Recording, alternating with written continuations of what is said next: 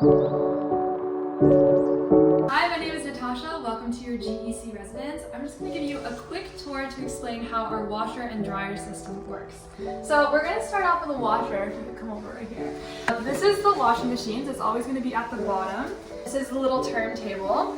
The most common ones we're going to find are Cotton Normal, Quick Wash if you are running short on time. And we also have Spin and Drain, which is if you have something really, really wet and you want to speed up the drying process. You're going to take your dirty clothes, put them inside, then you can either use a Tide Pod or liquid laundry detergent. Put that inside, close it. On here we have the temperature. You can click warm, cold, top cold, extra hot and hot.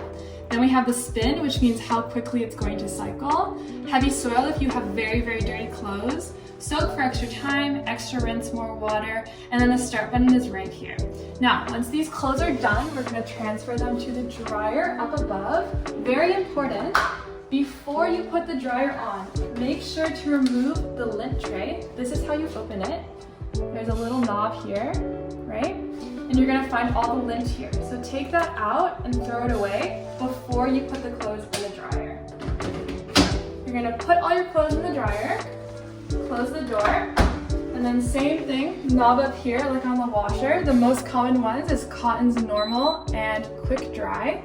And then we have the dry time, the buzzer, ending in will tell you how much time is left in the cycle, and then the start button.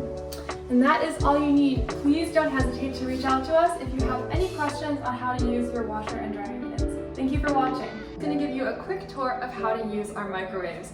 So to start off, we're going to press this open button. And the door is just going to come right out. Now over here we have our control panel, and inside it comes with this plastic cover. So make sure whenever you're putting food in the microwave to cover it with the plastic cover, because we don't want to risk the food exploding and getting into the microwave. Now over here we have our control panel. Any time that you want to set, you can just go say 1 minute 30, 1 minute and 30 seconds. Then we're going to close the door and press start. Right? We can cancel it. We can open it again. And the last amazing aspect of this microwave is if you come over on the left-hand side, we have a little light bulb and a fan. So the light bulb activates a light that is underneath the microwave. Say if you're wanting to cook late at night, your roommates are asleep, you don't want to put all the lights on, right? This will just add some extra illumination to right underneath the microwave. And lastly, if you're cooking on the stove and you don't want the smell of the food to go around the apartment, please turn on this fan. And doing this will suck up the fumes from your cooking so that the smell evaporates. Thank you so much for watching this video. Please don't hesitate to reach out if you have any questions. Today we're going to be going over how to use the stovetop and the oven.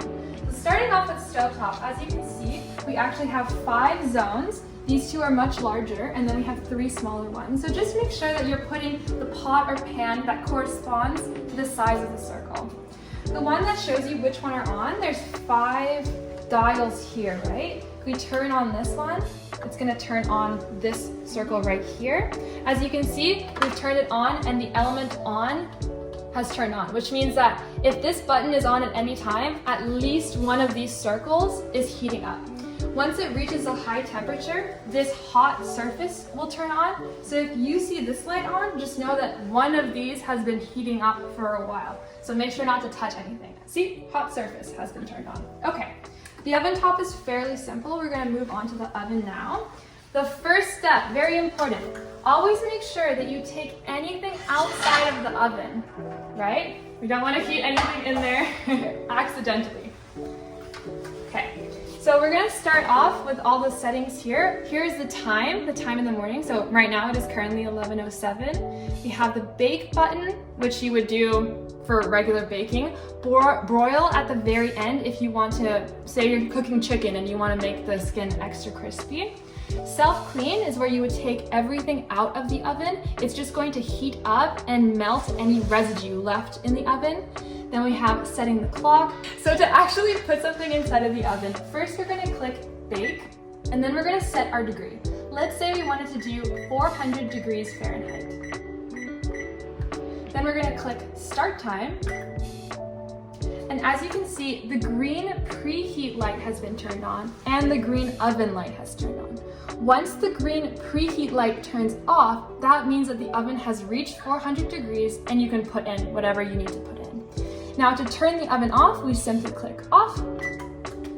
And that is everything needed to use your oven.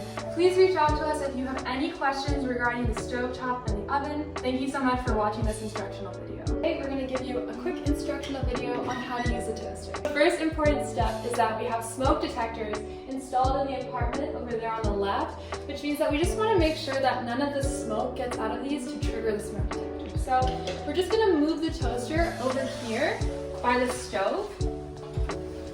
Also, because it's right next to the fan under the microwave, right? So when we're using the toaster, we're going to turn on the fan just to make sure that none of the smoke triggers the smoke detectors. Here is a close-up look on all of the buttons. So we have bagel. If you don't know what bagels are, they're very thick bread. So you wouldn't press this button for regular toast. You would use this just for bagels.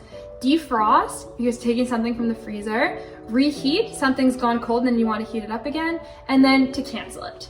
This is not responding to the minutes in the toaster. This is the level of brownness. So we can see the highest level is 6, which would mean to be in there for the longest time, and the least is 1. To use the toaster, you simply plug it into the outlet. Put, for example, your bread inside the toaster and push it down. Once the bread is done, once whatever you put in the toaster is done, this will pop up and the bread will fly out. Thank you so much for watching this instructional video. Please do not hesitate to reach out if you have any further questions. And I'm going to show you just how to fold out this fold-out table. We're going to start out with this side. We're just going to pick it up and drag it out until it locks. Then we're going to come to the other side of the table. This is a little bit trickier. What you want to think of doing is following, there's kind of a curved upward track. So we're going to pick it up like we picked up the other side. We're going to drag it out.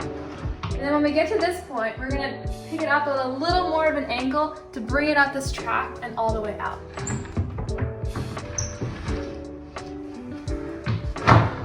We've reached this point. The last step is simply close the gap in the middle. Now you have a much better expandable table. Thank you so much for watching. Please don't hesitate to reach out if you have any further questions.